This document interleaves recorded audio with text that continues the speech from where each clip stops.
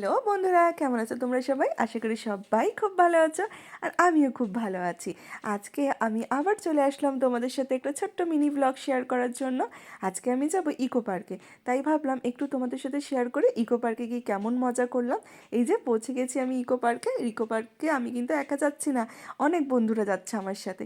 এই যে দেখতে পাচ্ছ আমার বন্ধুরা আমার জন্য এখানে অপেক্ষা করছিল, আমি আসছিলাম না বলে তারা ভেতরে যাচ্ছিল না।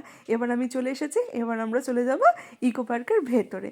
ইকো পার্কের ভেতরে গিয়ে এই যে দেখো এদের দুজনের দুষ্টুমি শুরু হয়ে গেছে, টয় ট্রেন চড়বে। আর ওখানেই দেখতে পারলে আমাদের লাঞ্চটা কমপ্লিট হয়ে গেছে। কেন আমরা সকাল সকাল গেছিলাম, তাই দুপুরের লাঞ্চটা আমরা ওখানেই করেছি। যে যার মতো নিজের বাড়ি থেকে কিছু কিছু বানিয়ে নিয়ে যাওয়া হয়েছিল, সবাই মিলে খাওয়া হয়েছে।